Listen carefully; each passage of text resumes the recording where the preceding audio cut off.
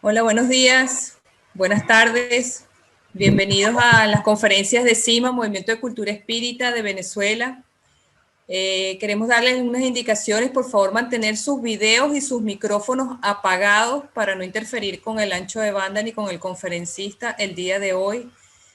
De igual manera, los invitamos a visitarnos en nuestra página web cimamovimientoespírita.org, seguirnos en nuestras redes sociales en Instagram, CIMA Movimiento Espírita, Facebook, Espiritismo Cardesiano Laico, Twitter, Venezuela Espírita y YouTube, CIMA Cultura Espírita Oficial, donde los invitamos a suscribirse a nuestro canal de YouTube para recibir oportunamente las notificaciones cuando carguemos los videos en diferido. De igual manera, les recordamos que al finalizar la conferencia, las preguntas deben realizarse a través del chat para llevar un orden y darles una respuesta oportuna. Con ustedes los dejo con la licenciada Yolanda Clavijo, directora de CIMA, Movimiento de Cultura Espírita de Venezuela. Hola, queridos amigos que nos acompañan cada domingo en este espacio que ha sido destinado en época de confinamiento para la expresión de la cultura, de las bellas artes, pero especialmente de la filosofía espírita kardecista, laica, libre, pensadora, humanista y progresista. A los miembros del movimiento de cultura espírita CIMA, un gran abrazo para todos los que nos están viendo y escuchando a través de este medio. Hoy no voy a ser yo la presentadora oficial, tenemos un presentador oficial, un gran amigo de la casa, a quien le tenemos muchísimo cariño, un referente también en el movimiento espírita, no solo brasileño, sino internacional, director del diario Opinión y con un amplio currículo también, que es el que va a estar a cargo de esta presentación de John Aizpurua, que de verdad no necesita una amplia presentación, pero todos saben que es conocido y que tiene un extenso currículum, un ciudadano que ha colocado con sus aportes intelectuales, humanos, éticos al espiritismo y en especial al movimiento de cultura espírita CIMA como referente mundial. Aunque es un caballero de alto vuelo, no podemos decir que nos pertenece exclusivamente. Sin embargo, afirmamos que aunque sea un poquito de ese espíritu brillante, nos pertenece aunque sea un poquito. Para ampliar esa presentación, nos dejamos en el uso de la palabra al doctor Milton Medrano Moreira. Adelante, Milton. Bueno, Yolanda, gracias. Yo me siento extremadamente honrado en presentar a John Aizpurua. En primer lugar, porque es un amigo, un gran amigo. Y yo siempre digo que si el espiritismo no me hubiera traído una concepción extraordinaria de vida, por su visión avanzada de Dios, de universo, de hombre, por su acendrado humanismo, ya hubiera valido la pena haberlo conocido. Yo lo conocía alrededor de 40 años atrás. Ya hubiera valido la pena, decía, solo por las amistades que yo hizo en su ámbito.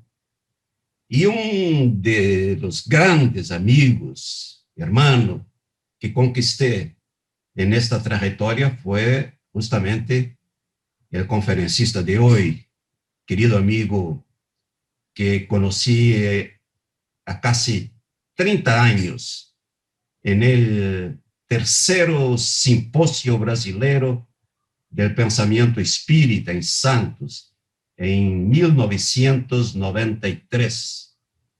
Este amigo, John Spura, tiene calidades humanas que encantan a todos los que lo conocen. Y aquí somos todos amigos. Por su afectividad, por su empatía, por su capacidad de vivir junto con sus amigos los buenos y los malos momentos de la vida, por su incentivo al trabajo en favor de las grandes causas humanas, por su interés no solamente por sus amigos personales, sino que también por sus familiares, por su respeto a las ideas de sus amigos, por sus calidades humanas, por su valoración del sentido de la vida en cualquier circunstancia. Se atribuye a Platón este pensamiento. Teria dito Platón: no dejes que la hierba crezca en el camino de la amistad. Los amigos no deben dejar nunca que hierbas crezcan en los caminos de sus amigos. Y John hace esto con inmensa propiedad. Cuando conocí a John, no había internet aún. Y John tenía el cuidado de, donde estuviera, de enviar tarjetas postales a todos sus amigos.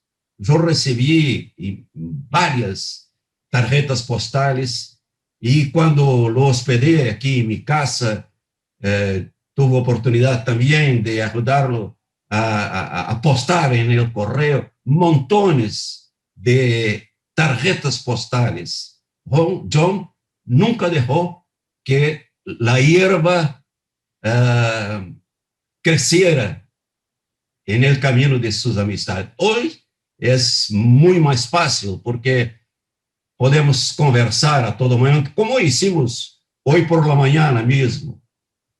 John, con su amabilidad, siempre busca saber cómo están sus amigos y la internet nos facilita muy esto. Este es amigo John Spura. Pero me gustaría también, y evidente que debo hacerlo, de salientar las calidades del intelectual, del escritor, del gran psicólogo, del gran líder espírita, que es John Spura. Recuerdo que en el año de 2002, el periodista brasileño Jaci Regis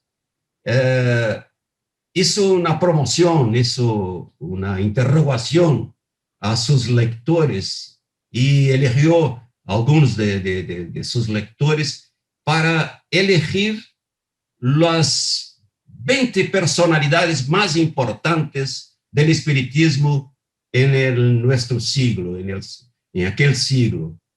Ya era el actual siglo, porque estábamos en 2002. Y yo, que fui consultado a respecto de eso, no tuvo ninguna duda. Y mi electo fue John Spura como el más importante intelectual del espiritismo en nuestro siglo. Y en la oportunidad hizo una pequeña biografía a pedido de Jaci de John Spura, con el título de John Spura, un espírito de nosso tempo, un espírita de nosso tempo. John Spura, un espírita de nuestro tiempo. Y escribí más o menos lo que sigue en algún momento de esta biografía. Dijo yo en aquella oportunidad: la tendencia en el ámbito espírita es, por regla general, a dar importancia real solo a quienes ya no están aquí, relegando al tiempo el reconocimiento por esta condición. Se entiende, decía yo. Las personalidades realmente fuertes y decididas en cualquier sector de la vida necesitan, en cada paso de su existencia, de tomar posiciones claras, sin sutilezas, rompiendo tabúes que las hacen vulnerables al juicio de los demás. Pero aunque la mayoría no los entienda, hay quienes ven en sus acciones un rumbo definitivo y consagrador. Y decía yo, John Aispurua, en el ambiente espírita, parece merecer hoy un reconocimiento parcial, precisamente por algunas posiciones valientes que ha tomado y cuyo entendimiento definitivo y unánime solo puede llegar con el tiempo, superando obstáculos que para algunos pueden parecer inamovibles, pero que bajo el ángulo a ser abierto por la historia no serán más que escollos para perder paulatinamente su importancia en el contexto más amplio en que se insertan. Y decía yo, en el ambiente espírita ha sido exactamente así. Solo el tiempo puede atraer la unanimidad sobre la importancia del trabajo de algunas personalidades. Y cité en la oportunidad Herculano Pires, Deolindo Amorim, y John Aispurua también solo podría recibir la unanimidad con la historia. Tal vez este momento de la historia no llegó todavía, pero la historia ha de hacer justicia a John, creyéndolo, teniéndolo como un gran espírita, tal vez, y yo así siento, el más importante pensador espírita de nuestro siglo. Así que es una alegría inmensa presentar a este intelectual, autor de inúmeros libros.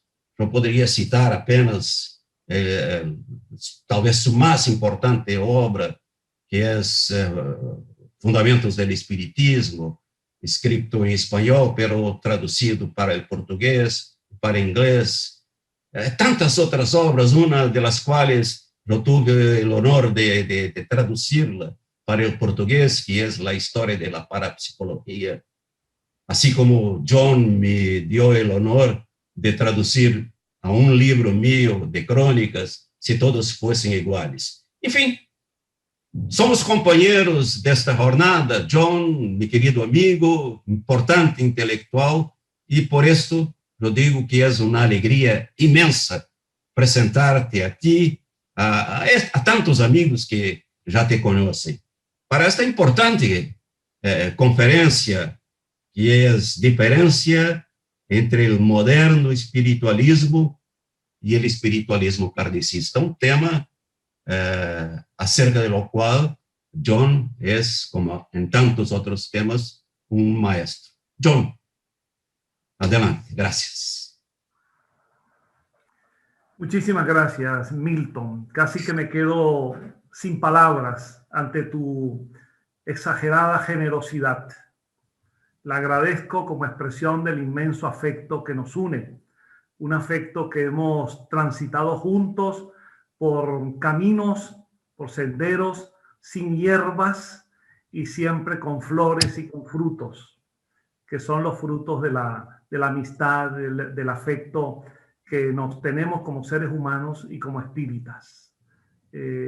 Muy agradecido por tus palabras, Milton, y tus conceptos.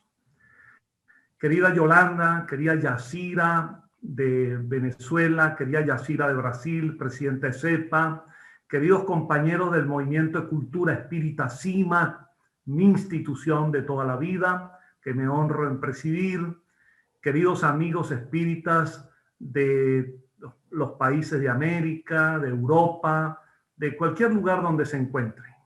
Es un inmenso placer encontrarnos hoy con esta oportunidad enorme de poder dialogar por la vía de esta magia de Internet y conversar sobre temas como los que habitualmente nos propone el CIMA, igual que otras instituciones espíritas en América y en Europa que están organizando jornadas para la divulgación del pensamiento espírita. Muy complacido, muy honrado por este privilegio de vuestra asistencia en este día. Me parece muy oportuna la propuesta de CIMA de haber dedicado el mes de marzo a una conversación con 4 expositores en torno a esa fecha curiosa que es el 31 de marzo, que tiene para nosotros un enlace cronológico y hasta ideológico en relación con la historia del espiritismo.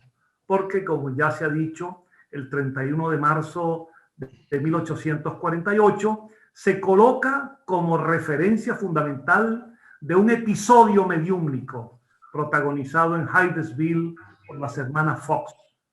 Y a la vez, el 31 de marzo de 1869 como fecha de la desencarnación, del fallecimiento del fundador del espiritismo, Hippolyte Léon Denisard, nuestro maestro Allan Kardec. De modo que, aprovechando esta oportunidad, hemos escuchado varias exposiciones y yo pretendo hoy ofrecerles algunas reflexiones, informaciones históricas y algunas consideraciones acerca de lo que podríamos llamar aproximaciones, analogías entre el espiritualismo o moderno espiritualismo, así considerado en los países anglosajones, y el espiritismo kardecista. Hay mucho que considerar y mucho que aclarar en esta materia, porque la primera pregunta que solemos realizar es esta: ¿cuándo surgió el espiritismo? Si consultamos la bibliografía amplia que hay en esta materia, la respuesta no es unánime. Para los espiritualistas del mundo sajón y también para estudiosos de las ciencias psíquicas y de la parapsicología, el espiritismo, así denominado, surgió con el episodio puntual protagonizado por las hermanas Fox en 1848. Y la literatura, no solamente del espiritualismo sajón, sino de la parapsicología y de las ciencias psíquicas, acostumbra utilizar esta fecha como punto de partida del movimiento espiritista.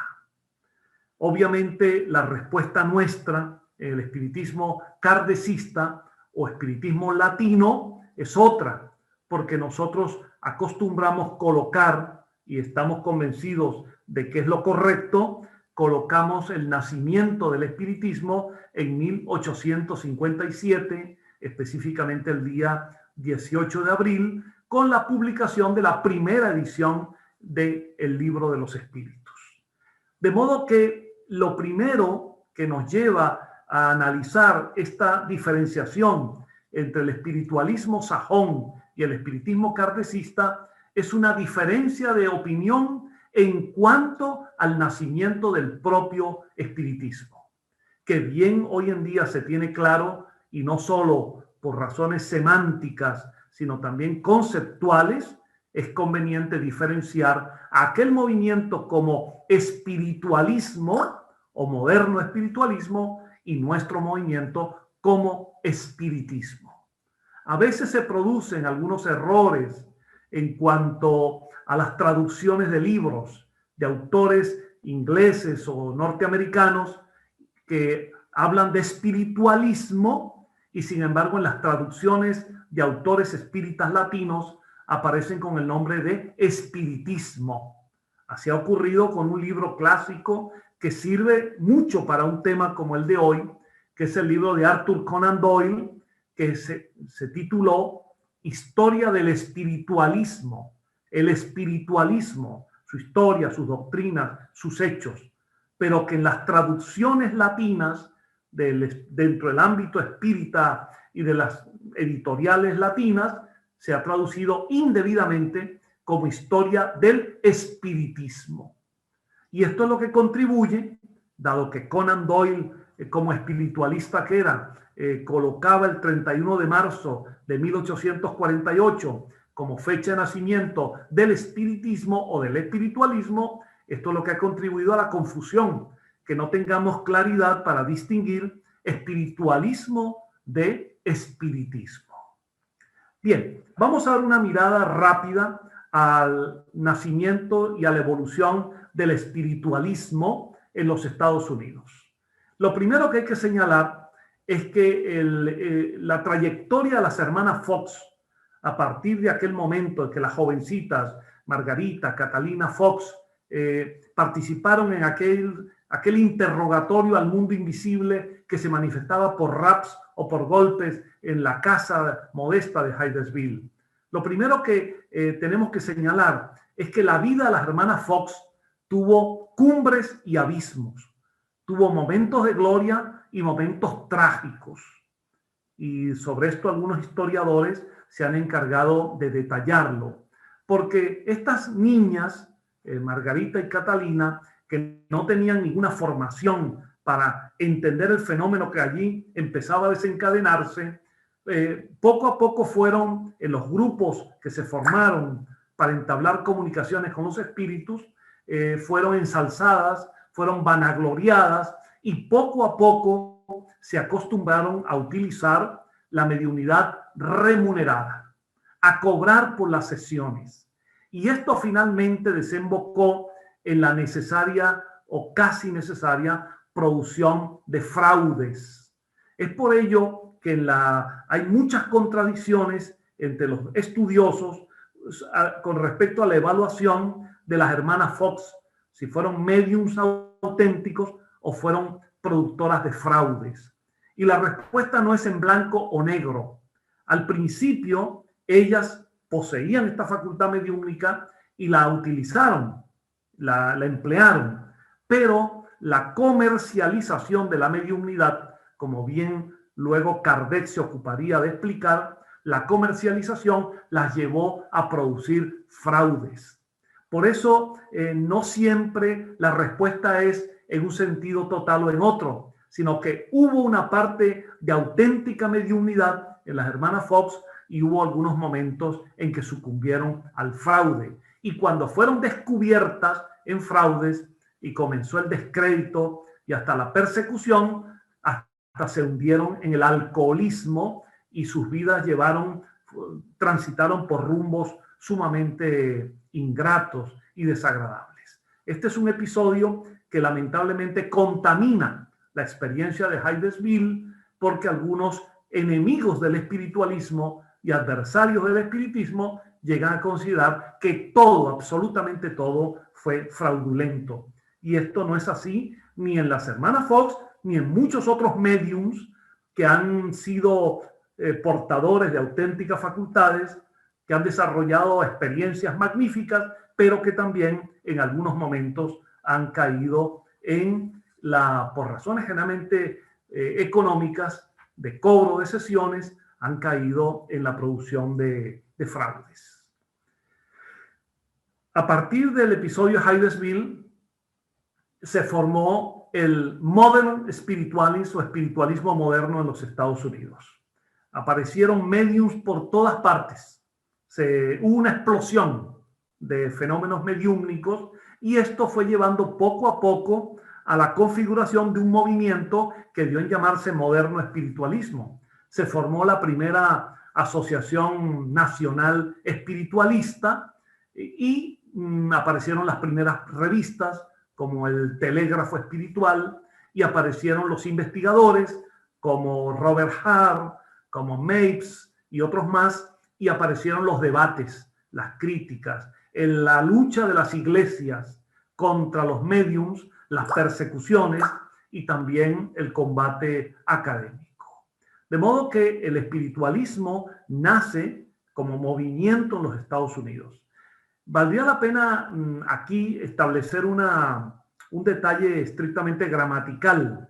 Cuando hablamos del espiritualismo, lo deberíamos mencionar con E mayúscula o con S mayúscula si hablamos en inglés, para diferenciarlo del espiritualismo con E minúscula o espiritualismo con S minúscula si hablamos de filosofía espiritualista. La tradición filosófica espiritualista que surgió en Grecia y que ha acompañado a la humanidad en todos los tiempos, ese espiritualismo filosófico, esa corriente espiritualista con E minúscula, no debe ser confundida con el movimiento llamado espiritualismo con E mayúscula. Y es a él al cual me estoy refiriendo ahora. Ese espiritualismo nació con una característica fundamental, la de organizarse como un movimiento claramente religioso y vinculado a la ética cristiana, particularmente a la ética de los movimientos protestantes de la época, a los movimientos protestantes cristianos de la época.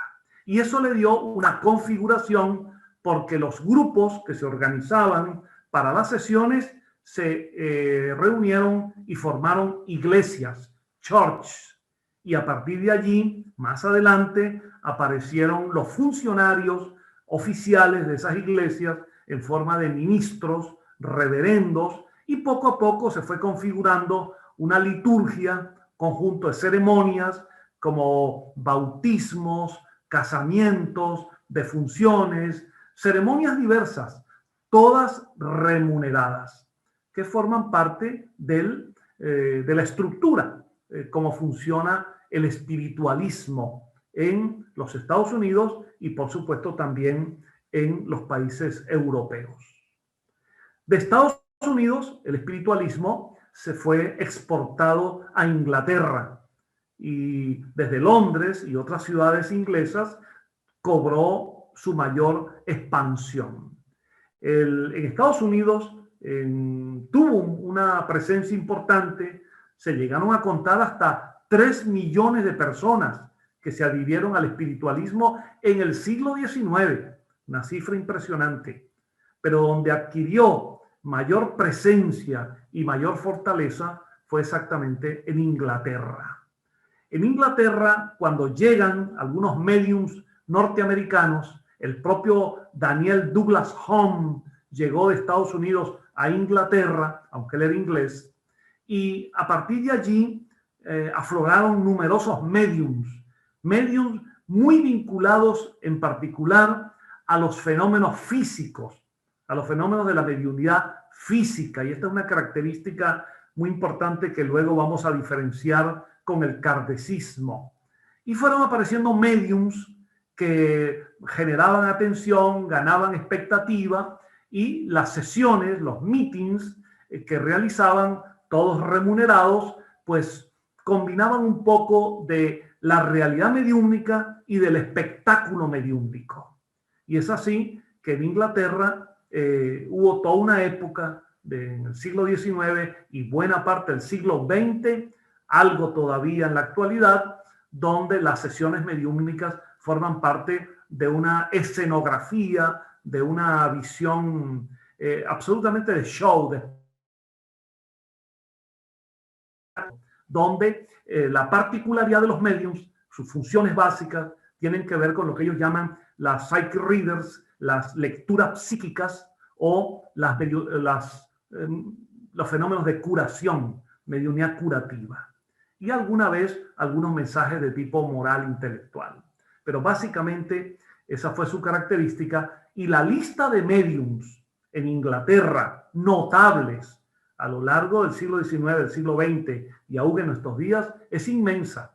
Mediums muy famosos como Stanton Mouse, por ejemplo, o Harry Edwards, que fue muy reconocido por sus dotes en la mediunidad curativa, o Rosemary Brown y muchos otros más que ahora sería extenso mencionar. Pero al lado de los médiums, también hubo otros elementos favorables para la expansión del espiritualismo, del modern spiritualism, del espiritualismo moderno en Inglaterra. Por ejemplo, sus grandes divulgadores. Hubo personalidades notables, periodistas, abogados, médicos, escritores, divulgadores, que le dieron al espiritualismo en Inglaterra una resonancia muy importante. Valdría, por ejemplo, recordar ahora al periodista William Thomas Stead, que por cierto falleció en el hundimiento del Titanic. Stead tenía una revista de gran divulgación, era un periodista muy reconocido y se dedicó a la difusión del espiritualismo. Igual que Stead, también Maurice Barbanel, también un comunicador notable, director de publicaciones, hombre que era recibido en Downing Street, en la casa del gobierno británico, Hannes Swaffer, y dentro de esta larga lista, que yo ahora no menciono, no puedo dejar de señalar la figura impactante, imponente de Arthur Conan Doyle.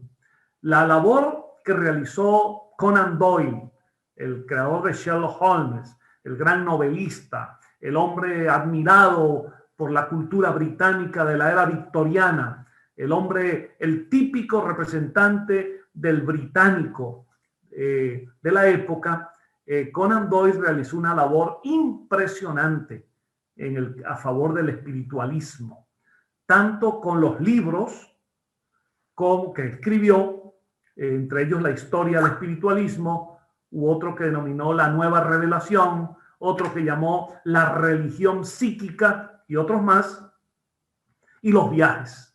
Los viajes, él era un excelente expositor, cautivaba multitudes y realizó conferencias masivas en países como África del Sur, donde publicó algunos libros con sus memorias, en Australia, en Nueva Zelanda y en otros países, además de haber recorrido parte de Europa y la propia Inglaterra. Sus conferencias eran atendidas por multitudes que pagaban una tarifa determinada por entrar a esa conferencia, y con ese dinero él, que viajaba con su familia, él cubría pues los gastos de viaje. De modo que Conan Doyle fue una figura fundamental para la expansión del espiritualismo.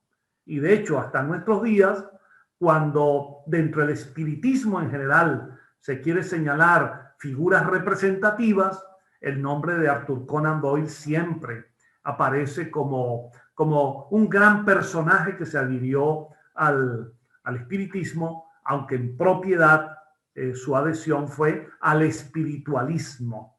Y ya veremos que hay algunas diferencias importantes doctrinarias y organizacionales entre el espiritualismo y el espiritismo. Y el otro elemento importantísimo que permite comprender el buen prestigio que logró el espiritualismo en Inglaterra fue la sorprendente adhesión de hombres de ciencia, que desde diversos campos, convencidos por experiencias mediúmnicas, a veces porque se había manifestado un hijo fallecido o un familiar, o porque habían podido comprobar que en efecto los espíritus desencarnados se manifestaban por los médiums en las sesiones que ellos organizaban, pues se volcaron a ratificar su convicción espiritualista y además arriesgaron su prestigio académico. Por ejemplo, es el caso bien conocido de William Crookes, el gran físico, el gran químico, una autoridad en estas disciplinas en su tiempo, y que no vaciló en declarar como verídicas las diversas sesiones que realizó bajo sus propios controles, en su propio hogar, con Daniel Douglas Home y también con Florence Cook. Por supuesto, experiencias que han sido sumamente criticadas y discutidas por los escépticos o por los que miran estos fenómenos desde otro punto de vista, o hasta acusaron a Home, a Florence Cook y a otros medios que realizaron sesiones para Crookes, los acusaron de engañar al viejo sabio. Y hasta teorías extrañas de orden sentimental se han señalado para hablar de la relación entre William Crookes y Florence Cook.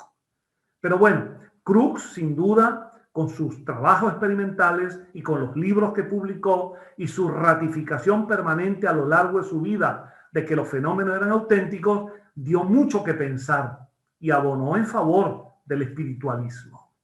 Y así como Crookes, otros, Alfred Russel Wallace, el gran biólogo naturalista que tuvo relación con Darwin, que coincidieron en el desenvolvimiento de la teoría de la selección natural para la evolución de las especies, del hombre y de las especies. Bueno, Wallace se convenció por unos fenómenos mediúmnicos que presenció y llegó a ser una figura muy importante. Hay un libro de Wallace titulado Los milagros y el moderno espiritualismo, que sigue siendo hasta el día de hoy una gran referencia. Y el nombre de Wallace es tan importante porque para la visión espiritualista, no solo por el valor de su actividad científica como naturalista, sino el rigor que ponía en la investigación de los fenómenos mediúmnicos. Y además, por algo de tipo personal, y es que debió enfrentar el descrédito que desde el mundo académico se lanzaba contra el espiritualismo. Por ejemplo, a Wallace se le impidió ingresar como miembro de la Sociedad Británica para el Avance de la Ciencia, a pesar de todos los trabajos que tenía en el campo de la biología y el naturalismo, por su condición de espiritualista, y fue hostilizado en los medios académicos, y él nunca declinó su convicción espiritualista. Y así muchos otros más. El propio rector de la universidad, de una universidad inglesa, Oliver Lodge, era caballero del reinado de Inglaterra, y muchos otros como él, el matemático Augusto de Morgan, Frederick Myers, un gran médico psicólogo, William Fletcher Barrett, muchos otros más. El hecho es que hubo un amplio espectro de hombres de ciencia muy reconocidos en Inglaterra y en Europa que adoptaron el espiritualismo como creencia. Y esto sin duda le dio a esta doctrina un cierto valor social, un cierto reconocimiento. Ahora bien, dicho todo esto, ¿cuáles son los principios generales que guían al espiritualismo británico? Y esto es muy importante entenderlo para comprender la diferenciación con respecto al espiritismo o al kardecismo. Yo podría resumir diciendo que los principios básicos del espiritualismo moderno son, en primer lugar, la idea de Dios, por supuesto, como creencia filosófica espiritualista. Dios en un sentido muy teísta. El concepto de Dios que uno puede leer en libros del espiritualismo y en revistas no se diferencia en nada del concepto de Dios de cualquier religión abrahámica, particularmente del cristianismo, de las grandes religiones monoteístas. El teísmo del espiritualismo es exactamente el de concebir a Dios como un ser personal, providencial, que interviene en los hechos humanos y que puede hasta variar por lo que le agrada o le desagrada, puede variar sus acciones sobre los hombres. Es un concepto de Dios claramente teísta, muy, muy enmarcado en la teología cristiana. Luego, por supuesto, el espiritualismo tiene como fundamento básico la supervivencia espiritual, la concepción del espíritu, del ente espiritual, como de naturaleza tal que le permite sobrevivir a la disfunción que significa la muerte. Y esto naturalmente es un concepto esencial, el de supervivencia después de la muerte. Y a ello han dedicado los espiritualistas todos los esfuerzos para comprobar que esto es así. Otro principio básico que aparece en todas las declaraciones y resoluciones de los congresos espiritualistas está en la continuidad y progreso. Así está establecido. Continuidad y progreso del espíritu en planos diferentes. Es decir, hay la concepción de que en otra dimensión los espíritus continúan y de alguna manera progresan, de alguna manera avanzan en conocimiento, en intelectualidad y en moralidad, pero dentro de ese plano. Otro principio que se deriva de los anteriores, establecido en las resoluciones de los congresos espiritualistas, es el de la ley de compensación. Se compensa las condiciones emocionales, psicológicas, espirituales del ser desencarnado a partir de sus buenas o malas acciones en la vida en la tierra. Según haya sido su conducta, sus valores, sus principios, su ética, así serán sus condiciones en el más allá. Es decir, hay una suerte de compensación directa en estados de bienestar, en condiciones de bienestar o en condiciones de sufrimiento, según los actos buenos o malos de la vida. Una suerte de retribución. Y como principio complementario y fundamental del espiritualismo, la comunicación entre los espíritus de los fallecidos y los seres encarnados, a través de las distintas posibilidades que ofrecen los médiums, tanto de efectos físicos como de efectos intelectuales. Estos son los principios básicos del espiritualismo, los postulados centrales, y como todos se habrán dado cuenta, todos se habrán percatado, allí no aparece ninguna mención a la reencarnación. Este es un tema que luego voy a examinar con más detalle, porque de alguna manera el concepto de reencarnación pasa a ser el divisor de aguas, el elemento central que divide al espiritualismo anglosajón del espiritismo kardecista, aunque no es el único, por supuesto. En cuanto al funcionamiento del movimiento espiritualista, hay que decir algunas ideas fundamentales dentro de la brevedad de esta charla. En primer lugar, el espiritualismo está firmemente respaldado, el movimiento espiritualista, en el trabajo de los médiums. Más que en doctrina filosófica, se fundamenta, se apoya en el trabajo de los médiums. Los médiums espiritualistas están en perfecta posibilidad y se considera muy lícito que realicen su labor en su casa o realicen su labor en las iglesias, en las spiritualist church, las iglesias espiritualistas, porque esa mediunidad es una facultad de la persona, ella es dueña de esa facultad y de eso hace un oficio, una profesión, cobra, no voy a decir que especulativamente, no, pero cobran, es su medio de vida para realizar fundamentalmente dos tipos de actividades. Lecturas espirituales a partir de poner en contacto a los clientes con los espíritus que solicitan entrar en relación, o algún tipo de curación, bien sea por la acción magnética o bien sea por la acción de los propios espíritus a través de los medios.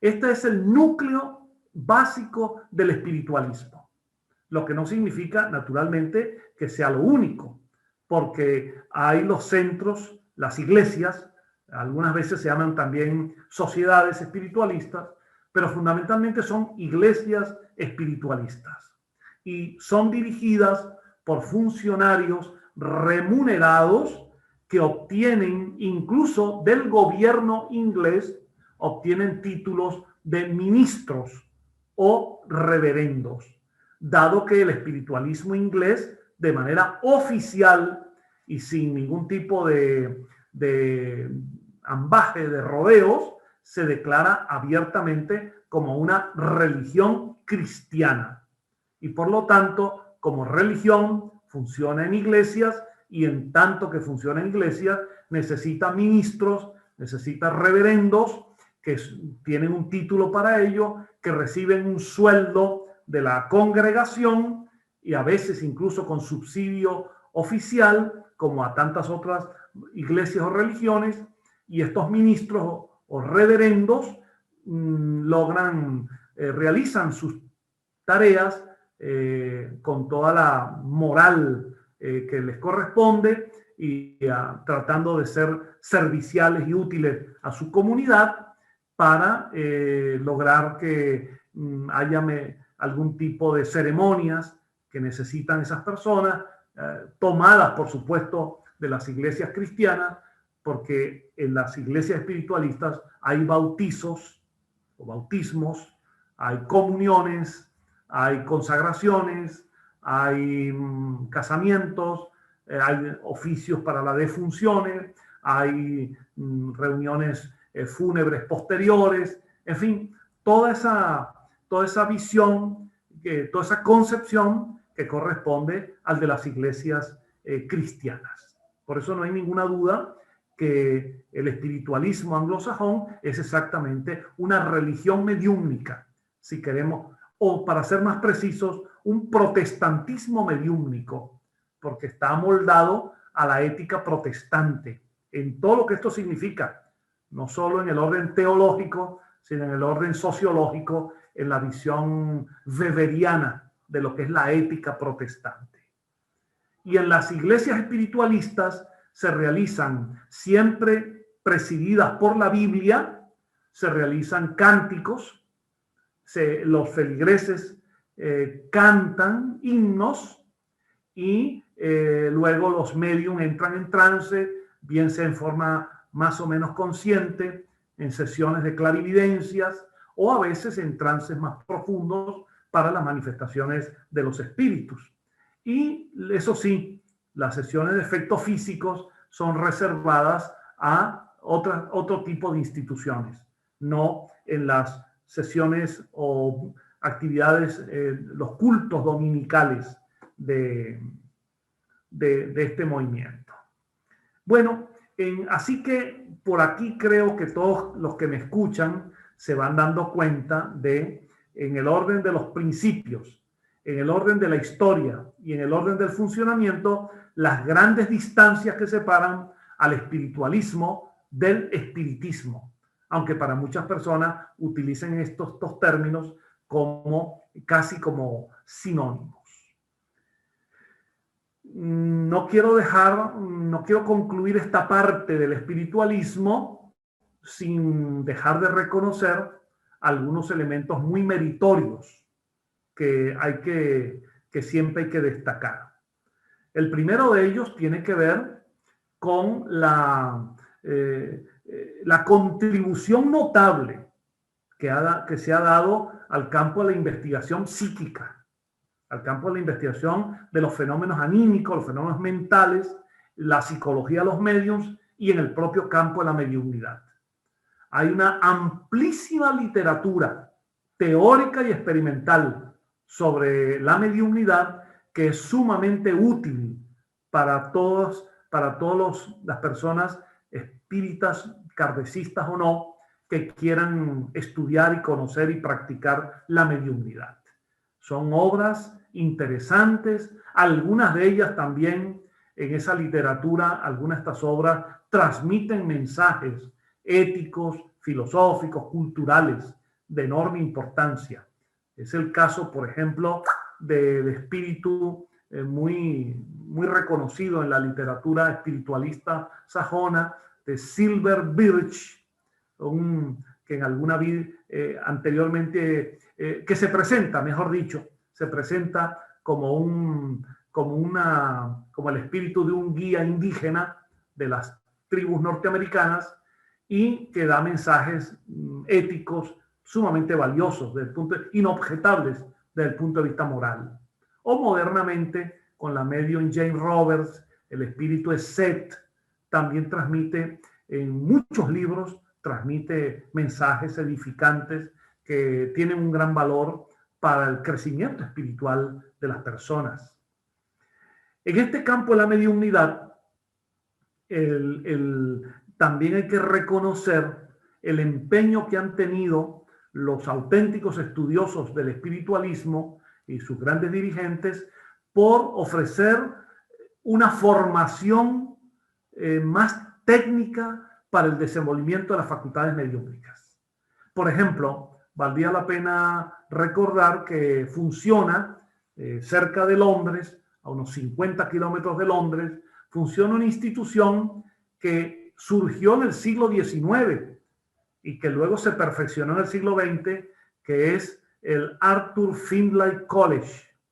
Es una suerte de universidad, está organizado en facultades y tienen estudios filosóficos, teológicos, históricos, relacionados con el espiritualismo y varios años de estudios prácticos en el campo de la mediunidad y forman a los médiums, los disciplinan, los orientan y los enseñan a canalizar sus facultades. El Arthur Findlay College, que está reconocido por el gobierno británico, es en sentido general una suerte de universidad de la mediunidad, dentro, naturalmente, del contexto espiritualista. Bueno, amigos míos, dicho esto, que espero que haya dado un panorama general de lo que es el moderno espiritualismo o espiritualismo sajón, debemos ahora dar una mirada por comparación al surgimiento del kardecismo, de lo que para nosotros es, propiamente hablando, el espiritismo. Conviene decir que Kardec, Hipólito León de Nizar, cuando se acerca al estudio, al conocimiento y posterior estudio de las mesas parlantes, invitado por algunos amigos, ya él tenía nociones de estos conceptos espiritualistas. Hipólito León de Nizar se había dedicado durante muchos años a la práctica de la magnetización mesmeriana, conocía bien el mesmerismo y participaba en sociedades mesméricas, de modo que tenía información de Mesmer, también de Swedenborg, y en el orden filosófico, él encuentra en Francia algunos elementos favorables en el plano académico, y es lo que ahora ha venido siendo más reconocido con el estudio del llamado espiritualismo racional, que obedece a la enseñanza académica de la filosofía espiritualista, ahora espiritualista con E minúscula, con el sentido filosófico, con el estudio de autores clásicos como Maine de Biran, Víctor Cousin y otros, que asomaban frente a la filosofía materialista una visión espiritualista del ser humano y de Dios. Y en la Sorbona y en otras universidades francesas formaba parte de los elementos básicos de estudio. De modo que Hipólito León de Nizar se encontraba en un ambiente donde esto se agitaba, donde esto funcionaba, donde esto existía. Y además, en Francia ya había algunos antecedentes en el campo concreto de lo mediúmnico previos a la aparición del Libro de los Espíritus, antes de 1857. Por ejemplo, en París, un investigador notable llamado Alfonso Cajanet había experimentado durante varios años con una medium francesa. Entonces a los mediums se les llamaba sonámbulos, Adela Maginot, y con ella había logrado comunicaciones de los espíritus, que va a publicar en varios libros antes del Libro de los Espíritus.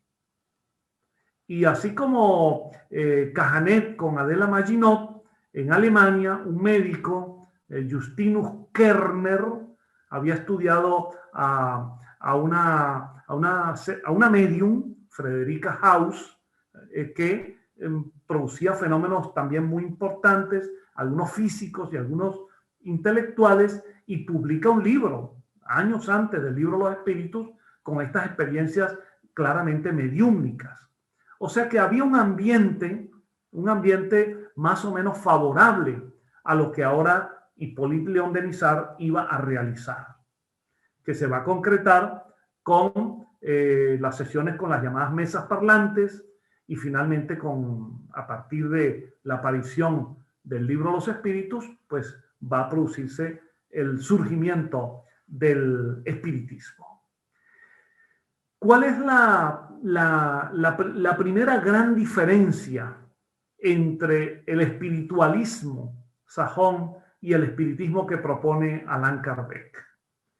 Bueno, aunque ambos surgieron al calor de las manifestaciones mediúmnicas, el caso de las hermanas Fox, por ejemplo, o luego la mediunidad de Daniel Douglas Home, la gran diferencia está en que aun cuando ambos nacen de lo mediúmnico, para Kardec, como para nosotros, los espíritas, la mediunidad es un instrumento, un medio y no un fin en sí mismo. Un instrumento para, revelando la existencia del mundo espiritual, a partir de allí organizar una concepción filosófica del hombre, del ser humano, de la vida, del universo, de Dios, de la creación, de la evolución, de las leyes universales. La gran diferencia está en que el espiritualismo sajón fundamentalmente nació y giró en torno al fenómeno mediúmnico. Aunque obviamente no quiero decir que sea lo único, pero hasta el día de hoy gira en torno a la búsqueda de la supervivencia, de las pruebas de la supervivencia espiritual. El kardecismo surge claramente con una vocación filosófica, con una vocación humanista, con una vocación laica, con una vocación racionalista, a diferencia del espiritualismo sajón, que nace claramente con un interés de organizar una nueva religión. El espiritualismo, como hemos dicho, se presenta con la intención de crear dentro del protestantismo americano y europeo una nueva religión que tenga como originalidad la mediunidad. La mediunidad como instrumento de comunicación de los fallecidos. El espiritismo kardecista coloca esta experiencia muy importante, pero de ella hace una referencia esencial para elaborar un corpus de ideas, un corpus doctrinario, una auténtica filosofía. En el espiritualismo se crea una religión, en el espiritismo kardecista una filosofía. Aunque, amigos míos, como todos lo sabemos, hay tendencias muy importantes en el espiritismo hasta nuestros días que se empeñan al estilo espiritualista inglés en hacer del espiritismo una religión. Y nosotros seguiremos empeñados en mantener la visión kardecista del espiritismo como una filosofía. La otra gran diferencia fundamental entre el espiritualismo y el espiritismo está en la remuneración. En la remuneración. Kardec fue absolutamente categórico en esta materia. El medium que lucra, que cobra, que percibe algún tipo de beneficio material con su facultad, no solamente transgrede una norma ética, sino que casi está fatalmente condenado a lucrar, a producir fraude a partir del lucro. Porque hay que, como bien explicó Kardec, puede ser que el medium necesite dinero, pero los espíritus no lo necesitan. Y si el medium cobra, si el medium no divorcia, no deslinda su condición mediúmnica de su condición de ser humano normal, común y corriente, que debe vivir como todo el mundo de su trabajo y no convertir la mediunidad en un oficio, si no se deslinda eso, ese medium que lucra, sea en el contexto del espiritualismo sajón o en el contexto incluso del espiritismo, si ese medium lucra, casi fatalmente llega al fraude. Como es el caso de los medium famosos, como Eusapia Paladino, como muchos otros más, que fueron sorprendidos en fraude, pero los investigadores como Geley, como Bozano y como otros reconocen que hubo fraudes en algunos casos, pero que en otros está comprobada su autenticidad. Y esto se debe a cuando se deslizaron por la pendiente de la mediunidad realizada con desprendimiento a la mediunidad ejercida con fines lucrativos. Esto es una diferencia esencial de la mediunidad no lucrativa en el kardecismo frente a la mediunidad remunerada en el espiritualismo anglosajón. Remunerada además como una propuesta lícita, parte del sistema en que funciona el movimiento espiritualista británico. Otra diferencia esencial, por supuesto, tiene que ver con la idea laica de la organización espírita. Kardec, una vez que concluye lo básico de su obra fundacional, de lo que algunos llaman la codificación del espiritismo, Kardec pasa a entregar la responsabilidad del movimiento espírita, pensando en su desencarnación y en la continuidad del movimiento, en un comité central que se organizaría a partir de reglas democráticas de funcionamiento, no por vía de designaciones autoritarias, sino en un modelo de funcionamiento democrático, estrictamente civil, estrictamente laico, sin ceremonias religiosas de ningún tipo, sin ministros, sin sacerdotes, sin cultos, sin elementos ritualísticos, como ocurre en el espiritualismo sajón, donde las sesiones son presididas por la Biblia, donde las lecturas psíquicas son apoyadas en la tabla Ouija, son apoyadas en las bolas de cristal, en algún tipo de talismanes u objetos materiales o piedras preciosas. El espiritismo kardecista prescinde de todo eso. E incluso hasta con el empleo de un ambiente musical, el Kardec se mostraba hasta renuente, porque sabía que esa música podía estar acompañando himnos religiosos. Aunque la música suave, melodiosa, en un momento dado, una sesión, no necesariamente tendría por qué ser señalada como una ceremonia, y sí como un recurso condicionante favorable. Podría ser. Pero Kardec era tan severo en esta materia que rechazaba cualquier elemento ornamental, cualquier elemento ceremonial. De modo, amigos, que las diferencias son notables.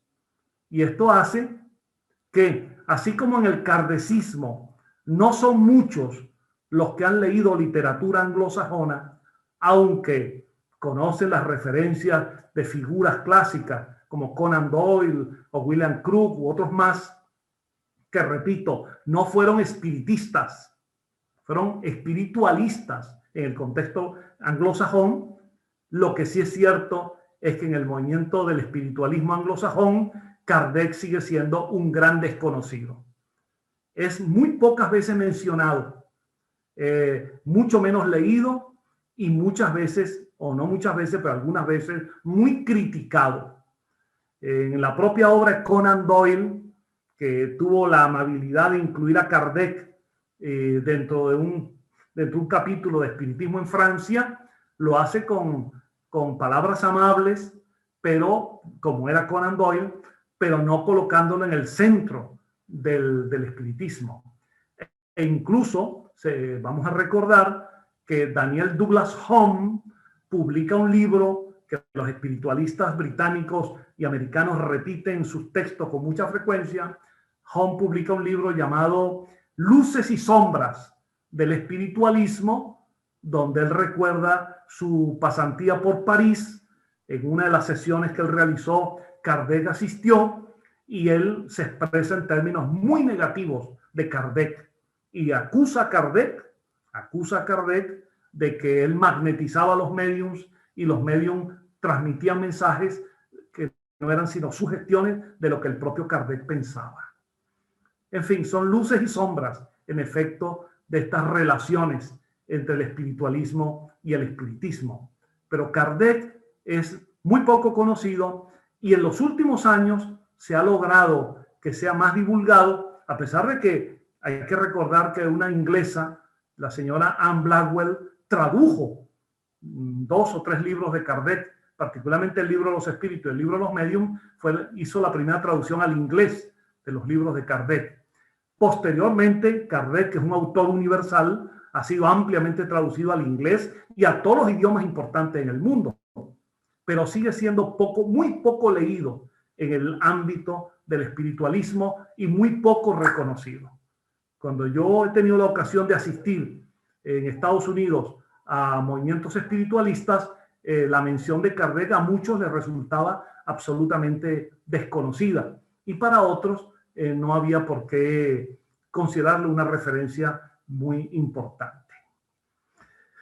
Bueno, amigos míos, dicho esto, voy a concluir porque estos son temas muy extensos y no los quiero fastidiar con mi pasión por la historia, pero aunque esto tiene aspectos doctrinarios muy importantes, quisiera decirles que sí, ha habido entre el siglo XIX y el siglo XX, ha habido intentos de relacionarse ambos movimientos, el espiritualismo y el espiritismo. Y esto se dio particularmente en la antigua Federación Espiritista Internacional, que fue fundada en 1923 en Bélgica, en la ciudad de Lieja, aun cuando ya se habían realizado congresos espiritistas internacionales antes. Recordemos que el primer gran congreso internacional fue celebrado en Barcelona, España, en 1888. Y luego se realizó el famoso Congreso Espiritualista y Espiritista de París en 1909, que fue presidido por León Denis, el gran León Denis, pero donde de una manera un poco difícil se relacionaban las tesis, particularmente sobre el tema de la reencarnación, cuando los autores latinos defendían la reencarnación, pero al mismo tiempo otros autores espiritualistas se oponían a ella. Y allí participaban desde swedenborgianos, mesmerianos, rosacruces, francmasones, cabalistas. Allí dio conferencias René Guénon, que ya era partidario de una visión islamista, espiritualista, en fin, y los espiritistas kardecistas. El hecho es que se intentó en ese congreso y en otros, se intentó buscar compatibilizar el espiritualismo anglosajón y el espiritismo kardecista. Y al final, cuando se iba al momento de las resoluciones, que pueden ser leídas por quienes lo deseen por internet, al final se buscaba una fórmula híbrida, una resolución intermedia para resolver el clásico debate en materia de reencarnación. Y se buscaba una manera híbrida en las resoluciones. Se decía, el Congreso admite la continuidad espiritual en planos sucesivos de vida. Pero planos sucesivos daba la posibilidad de que se estuviera hablando de reencarnación, o planos sucesivos podía ser el concepto espiritualista de que el espíritu no reencarna más, sino solo una vez encarna y en el mundo espiritual avanza, evoluciona dentro de aquella otra realidad sin volver a tomar cuerpo físico. Hubo dentro de la internacional espiritualista, hubo intentos muy notables de conciliación de ambas posiciones, o por lo menos también de ir introduciendo la idea de la reencarnación. Yo quisiera recordar aquí a algunas figuras muy importantes, kardecistas, como fue André Dumas, el gran pensador francés, con quien dialogué muchas veces en Francia y me transmitió muchísima información de la historia del espiritismo francés. El doctor Karl Müller, a quien no tuve el gusto de conocer, nacido en Nueva Orleans, en Estados Unidos, pero de familia suiza-alemana, que fue presidente de la International Spiritualista Federation, de la Federación Espiritualista Internacional, quiero decir, y allí introdujo además el tema de la reencarnación, publicó un libro magnífico llamado Reencarnación basada en hechos, que en portugués fue traducido por Hernani Guimaraes Andrade y que ya tiene una edición en español. Y hay que mencionar aquí a un líder espiritista argentino que tuvo muchísimo mérito, que fue directivo de la Internacional Espiritualista, que luchó muchísimo por el tema de la reencarnación para que fuera admitido, que fue presidente de la federación, más que tropezó siempre frente a la oposición anglosajona. Él fue el doctor Luis Di Cristoforo Postiglioni, que llevó hasta en el Congreso en Glasgow, en Escocia, en 1968, llevó la propuesta de que la reencarnación fuese admitida y nuevamente fue rechazada. Algunos de ustedes se estarán preguntando por qué hay esta oposición tan fuerte a la reencarnación en el espiritualismo sajón. Algunos, de manera simplificada, lo han intentado explicar a partir de una visión prejuiciada de la cultura inglesa. Es decir, le costaría mucho a un ciudadano británico blanco, protestante, en la cultura británica, admitir que pudo haber sido en una vida anterior o en varias vidas anteriores un hotentote africano o un asiático, en fin, una persona de otra cultura que podría considerar que no está a la altura de la propia. Esto podría ser en algunos casos, pero en mi opinión no explica el fondo del problema. Este es un asunto que no es para hoy, para esta conferencia, pero es un camino abierto a la reflexión entre los espiritistas, incluso dentro del kardecismo, de por qué los espíritus desencarnados que se comunican por los medios británicos u holandeses o suecos o noruegos o daneses o estadounidenses, sajones, ¿por qué esos espíritus desencarnados niegan la reencarnación en sus comunicaciones? Esto claramente nos está diciendo que no es cierta la idea en términos absolutos de que cuando un espíritu desencarna, inmediatamente su memoria de su pasado espiritual se abre o se despliega por completo. Y eso nos confirma en la tesis que sustentamos de que el espíritu desencarnado continúa dentro de una esfera emocional vinculado a sus creencias, vinculado a sus pensamientos. La cultura general que permea la sociedad británica y la sociedad sajona es una cultura de muchos siglos del cristianismo protestante y también católico.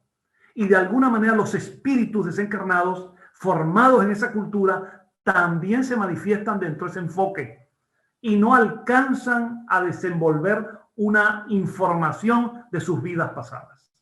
Es un problema cultural. Es más, si fuera simplemente un problema de discriminación racial o cultural, eso no nos permitiría explicar por qué, por ejemplo, en Inglaterra, uno de los movimientos que ha tenido bastante auge, que tuvo mucho auge antes, es la teosofía. La teosofía, donde una figura tan importante como Annie Besant presidió esa sociedad teosófica, esta mujer británica de grandes luces, y sin embargo la teosofía es explícitamente reencarnacionista. Y para la cultura británica, para muchos, la reencarnación por la vía de la teosofía es aceptada. O sea que no siempre es un problema del prejuicio racial, sino que más bien, culturalmente hablando, los espíritus cuando desencarnan no pasan a ser súper sabios ni a tener la información total de su propio pasado. Están muy condicionados culturalmente. Y como Kardec bien ya lo asomó, los espíritus no son ni reveladores predestinados, ni pasan a ser súper sabios por el hecho de haber desencarnado, porque hay un continuum evolutivo y el hombre encarnado y el hombre desencarnado son fases de un mismo proceso evolutivo.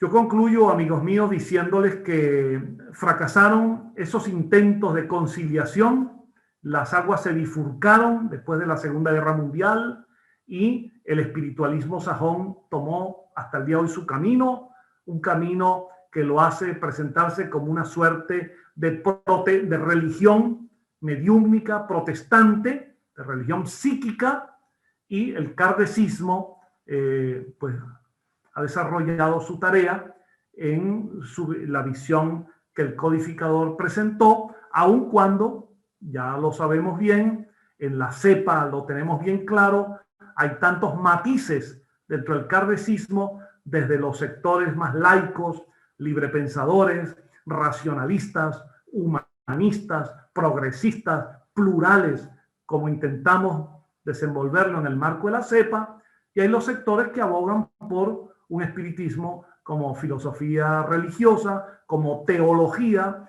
como visión cristiana, evangélica del mundo, con ceremonias como el culto del evangelio en el hogar, con conceptos tan ahistóricos como la tercera revelación de Dios, en fin, de entre otros modelos.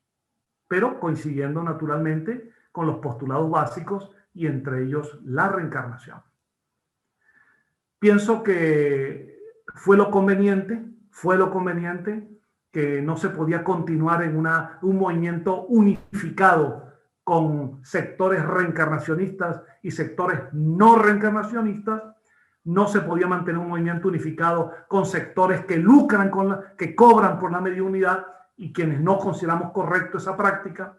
No se podía considerar juntos movimientos que plantean que la Biblia tiene que presidir las reuniones espiritistas y quienes pensamos que no. No se podía continuar con un movimiento con ceremoniales, con liturgias y un movimiento laico como lo pensamos nosotros. Eso sí, las diferencias que hay, que son abismales, no implica que no haya diálogo respetuoso, pluralismo, que no haya conversación, que no haya incluso aprovechamiento, sobre todo en el campo del fortalecimiento de la investigación psíquica, de la investigación mediúmnica, porque es un punto crucial. Todo depende de esto, de la continuidad de la supervivencia y de la demostración científica de la supervivencia. Y en ese campo, los amigos anglosajones del espiritualismo han ofrecido una gran contribución, igual que en el kardecismo, y se podrían realizar eventos para insistir en esa área, dejando a cada uno su propia visión en materias distantes como las que ya he mencionado. Espero, queridos amigos, que estas informaciones sean de utilidad para el análisis y para la reflexión de cada uno de ustedes.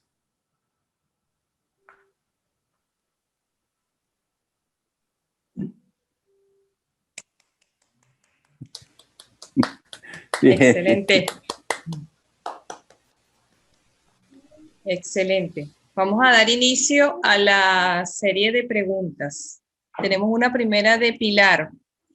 Qué interesante, no había oído hablar de ese protestantismo mediúnico anglosajón. Siempre aprendiendo del gran John Aispurua. John, ¿augura cambios importantes en la difusión del espiritismo kardeciano en Europa en los próximos años? Gracias por los conceptos positivos. Pienso que es un proceso muy lento, sumamente lento. Por ejemplo, yo valoro mucho a los pequeños grupos espiritistas kardecistas que se han ido implantando en Inglaterra, en Estados Unidos, fuera de los espiritistas latinos. En Estados Unidos hay que reconocer el gran aporte que han realizado una primera generación de espiritistas puertorriqueños. Se fueron a Nueva York, a New Jersey, y luego el gran aporte que significó la migración cubana en Florida, que huyó de la dictadura cubana y que allí divulgó el espiritismo que lo trajeron de Cuba. Igualmente los brasileños en particular, han hecho una tarea magnífica, creando pequeños grupos kardecistas en Inglaterra, en distintos países europeos, porque llevan la cultura espírita que traen de Brasil y en donde están, de forma permanente o temporal, organizan grupos para la difusión del espiritismo. Y han nacido instituciones pequeñas en el del espiritismo kardecista en estos países. Creo que es un proceso muy lento, y me parece fundamental que se busque un camino de entendimiento o de diálogo entre ambos sectores, el sajón y el latino en función de los puntos comunes, fundamentalmente la supervivencia espiritual, porque no creo que sea posible a corto plazo al menos cambiar el modelo de espiritualismo cristiano, mediúmnico, protestante, con remuneración que predomina en estos países. Perfecto. Una pregunta de Guillermo Meléndez. Los grupos en Brasil que trabajan en pro de dar mensajes de personas o familiares desencarnados y cuyo desempeño asemeja a los de una religión, ¿pertenecen al espiritualismo, al kardecismo o es una mezcla de ambos? ¿Conoce usted alguna bibliografía al respecto? Sí, hay mucha literatura al respecto sobre lo que llamamos el continuum mediúmnico. Vamos rápidamente a poner en orden las cosas. Mediunidad no es espiritismo. Mediunismo mucho menos. Mediunismo en el sentido de una práctica sin reglamentación. La mediunidad kardecista me refiero. El hecho que una persona tenga facultades mediúmnicas no implica que sea espírita. Hay mediums en distintos contextos, católicos, protestantes, judíos, musulmanes, budistas, agnósticos, ateos, porque la mediunidad no es una creencia, la mediunidad es una facultad en quien es portador de ella. Entonces hay muchos grupos que se forman al calor de un medium o de unos fenómenos mediúmnicos. Depende si ese grupo evoluciona hacia la adopción de un corpus filosófico, para lo cual no hay nada mejor que comenzar por donde se debe, por el libro Los Espíritus, continuar con el libro Los Mediums y seguir con las obras de Kardec y luego de otros autores. Porque allí lo que era originalmente un grupo mediúmnico pasa a ser auténticamente un grupo espírita y luego se constituye formalmente como un centro espírita. En estos días hablaba yo con un amigo espírita brasileño que se ocupa mucho de los censos espíritas, el amigo Iván Franzolín, un gran estudioso. Y yo le decía que a la hora de hacer un censo espírita hay que tomar en cuenta toda esa cantidad de particularidades y especificidades. Y podemos incluir como centros espíritas, por ejemplo, en Brasil, a los centros de Umbanda. Podemos incluir como centros espíritas a los centros seguidores de Ramatiz. Y así otras preguntas en otros países con distintos cismas, disidencias y movimientos.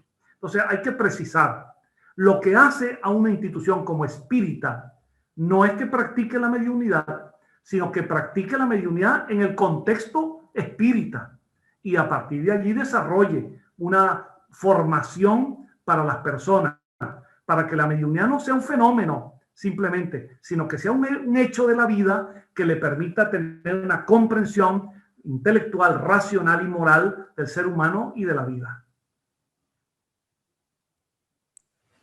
Tenemos una pregunta del doctor Víctor Colina Ollarves. Buenas tardes. ¿Qué opina usted que los espiritistas de la EMCU de Joaquín Trincado se dicen los verdaderos espiritistas y catalogan a los que están fuera de su escuela como espiritualistas? Víctor Colina Ollarves de Barquisimeto, Estado Lara, Venezuela. Un fraternal saludo, hermano. Conozco muy bien ese tema y obviamente no quiero ahora profundizar en él, sería materia de otra conferencia, pero y tengo respeto por la Escuela Magnético Espiritual de la Comuna Universal y por su fundador Joaquín Trincado. Tengo respeto por él, tanto respeto cuantas diferencias interpretativas, diferencias de lenguaje, diferencias de exposición. Yo pienso que las personas dentro de ese contexto de esa escuela son espíritas no kardecistas, pero son espíritas porque los postulados, sus principios básicos coinciden con los postulados centrales que en el kardecismo sustentamos. Ahora, me parece una postura errónea la no comprensión, la incomprensión de lo que el término espiritualismo significa. el espiritualismo como filosofía a lo largo de la historia del pensamiento humano desde los griegos a nuestros días, o lo que el espiritualismo con E mayúscula significa en el contexto anglosajón. Y confundir espiritualismo con práctica de sincretismo mediúmnico, francamente, es un gravísimo error, gravísimo error. Y de paso, sustentar que solo en ese ámbito se es auténticamente espírita, me parece una demostración de sectarismo inconveniente y erróneo. Eso al margen de la valoración de los aspectos positivos que en el kardecismo tenemos con respecto a autores como Trincado. Una pregunta de Miguel Raxón. ¿Podemos estudiar espiritismo sin mediunidad? Sí, se puede estudiar. Desde el punto de vista, conozco de paso muchísimas personas que tienen del espiritismo apenas una información teórica y les ha sido suficiente. En la revista Espírita, Kardec habla de algunas personas que se escribieron con él, que le decían: maestro, sus libros me han sido suficientes. No he participado en ninguna sesión, pero la lógica de sus razonamientos me han convencido. Y conozco personas que han estudiado espiritismo estrictamente en el plano formal de su literatura. Pero un espírita completo, en mi opinión, aquel que fundamenta sus convicciones teóricas en la experiencia, y dentro de la experiencia lo mediúmnico, tendrá mayor solidez en esas convicciones. Es el caso personal de quien les habla, es el caso de muchos que al lado de lo intelectual han tenido a lo largo de sus vidas la oportunidad de vivir muy cercanamente la experiencia mediúmnica, y ella da una convicción muy profunda, más allá de lo que la literatura en el plano teórico ofrece. Una pregunta de Oscar Rodríguez. Buenas tardes, agradezco y felicito a Sima y en especial al profesor John Aizpurua por la conferencia. ¿Qué considera usted lo que necesita el espiritismo kardecista para adaptarse a los nuevos tiempos? La diferencia entre espiritualismo y el espiritismo kardecista lo considera irreconciliable. Bueno, creo que la conferencia en general ya abundó en ese aspecto lo voy a resumir de nuevo. Pienso que no hay manera, no tiene sentido además, no tiene sentido intentar mantener en un corset, en una unificación a movimientos tan distintos como el espiritualismo anglosajón y el espiritismo kardecista. Eso, en lugar de fomentar la unidad y las buenas relaciones, es un aspecto que lo que promueve son las diferencias, las disensiones, hasta los conflictos y las discusiones. De modo que pienso que cada movimiento debe seguir su rumbo, el curso que le corresponde según sus principios, y buscar en el diálogo aquellos elementos que puedan ser comunes. Yo, por ejemplo, considero que en el plano de la investigación psíquica, el estudio de la mediunidad, de los factores psíquicos y mentales y anímicos en el proceso de los médiums, el espiritualismo anglosajón ha dado una contribución notable, teórica, experimental, y perfectamente se podrían realizar, que de alguna manera se han hecho algunos eventos, se podrían realizar congresos en los cuales, sobre el tema de la exploración de lo psíquico, de lo mediúnico, de lo paranormal, pueden converger en esos congresos en un sentido de una dirección, pueden converger espiritualistas anglosajones, espíritas kardecistas e incluso estudiosos de la parapsicología, estudiosos de la teosofía, estudiosos de otras corrientes esotéricas incluso o psicológicas. De modo que eso por una parte. Si se puede, ¿cómo se puede hacer para hacer avanzar el espiritismo? Bueno, es un tema muy complejo, pero en mi opinión hay que los partidarios del espiritismo siempre debemos tener precisión en las ideas. Precisión en las ideas.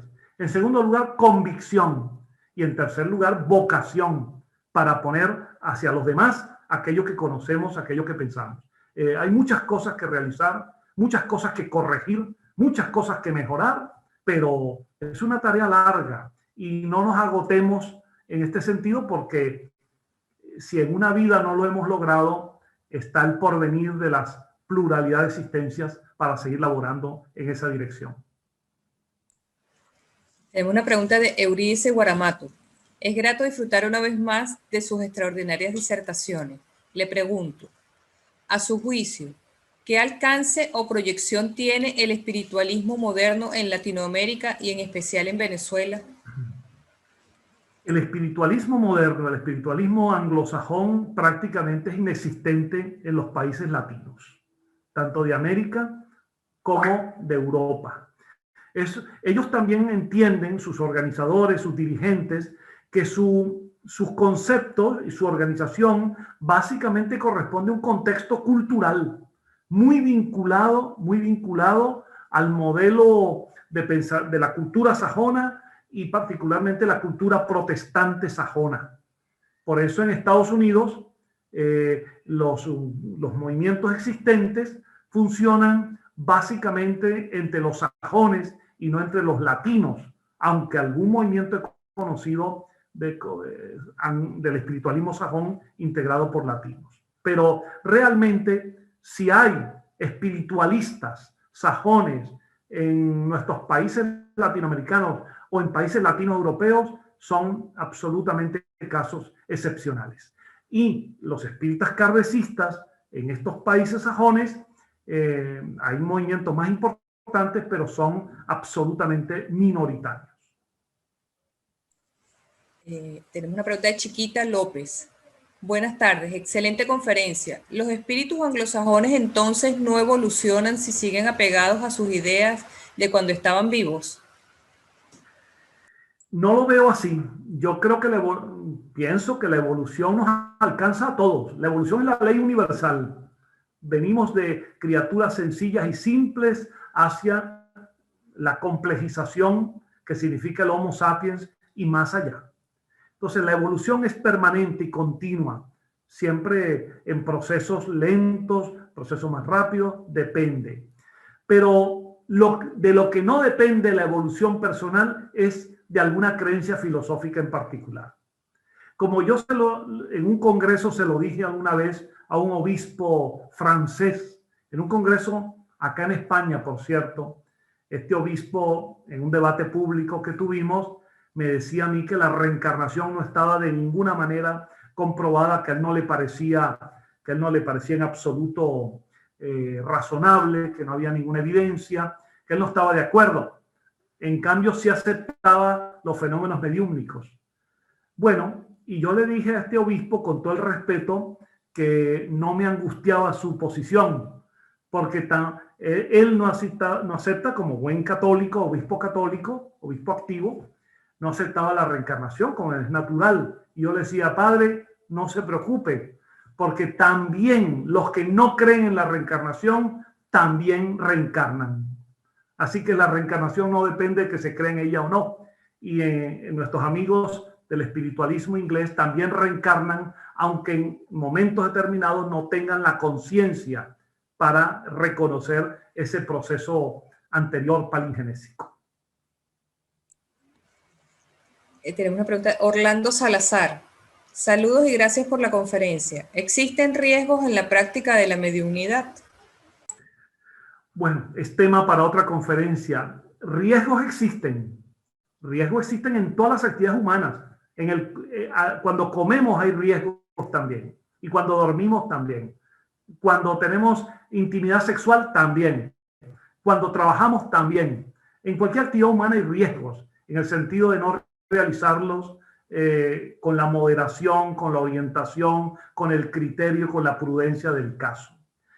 Si la mediunidad es ejercida de manera descontrolada, desordenada, invocando espíritus cualquiera que ellos sean, sin tomar en cuenta el nivel cultural de los espíritus, sin darle al medio instrumentos culturales, sin realizarlo en el marco de una sesión mediúmnica dirigida y controlada, si no hay un propósito noble y serio, si lo que hay es la búsqueda de la satisfacción de curiosidades banales, si lo hay el interés lucrativo, Si hay el interés de mediunidad participando en sesiones de sincretismos brujeriles o hechicería, ahí hay grandes riesgos psíquicos, de desorden mental y de mucha otra naturaleza.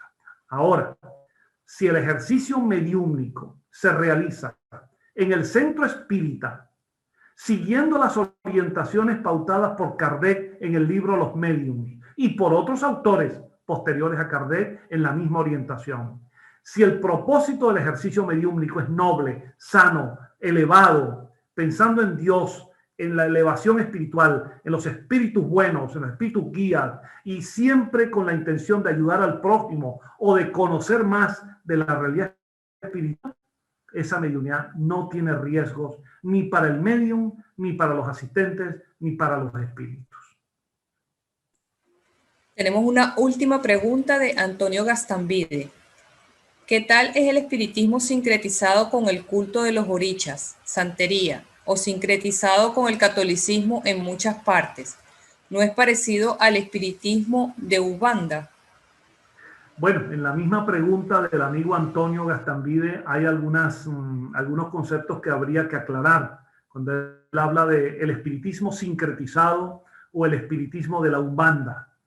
En nuestra opinión, no sería adecuado colocar al espiritismo en relación con este sincretismo. El espiritismo posee autonomía propia en el orden intelectual y en el orden moral. El espiritismo nace con Kardec, con el libro de los espíritus, y se va desenvolviendo hasta nuestros días siguiendo la orientación kardecista. Y el espiritismo, por lo tanto, no es un sincretismo, no es una mezcla extraña de elementos de diferentes procedencias. Por ejemplo, el caso de la Umbanda, que es una religión afro-brasileña, con componentes ritualísticos, ceremoniales, religiosos, en una concepción cosmogónica vinculada a las antiguas tradiciones ancestrales africanas, con una práctica mediúmnica que ni siquiera reconoce a los espíritus desencarnados como tales, sino como entidades divinas, orishas, etc. Y así, por consiguiente, otras prácticas como la santería o María Leonza u otros sincretismos. En nuestra opinión, tiene que ser respetado el espiritismo. El espiritismo es la filosofía científica y moral que estudia al espíritu, la naturaleza y su origen, y las relaciones entre el mundo espiritual y el mundo corporal, conforme definió Kardec. Darle al espiritismo otras connotaciones es saltarse su propio origen histórico y saltarse los conceptos básicos que él tiene. Espiritismo no tiene nada que ver con sincretismo, aunque en el sincretismo se realicen actividades mediúmnicas. El espiritismo no es mediunidad. El espiritismo es un libro. La mediunidad es un capítulo del libro. Y ese capítulo está en el marco del estudio ético, filosófico y científico del espiritismo.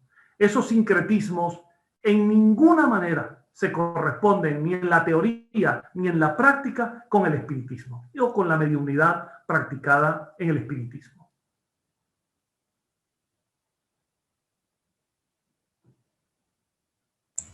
Bueno, ya culminamos el ciclo de preguntas. Muy agradecidos por tan excelente conferencia con usted. Abrimos los micrófonos y los videos para que puedan compartir con ustedes.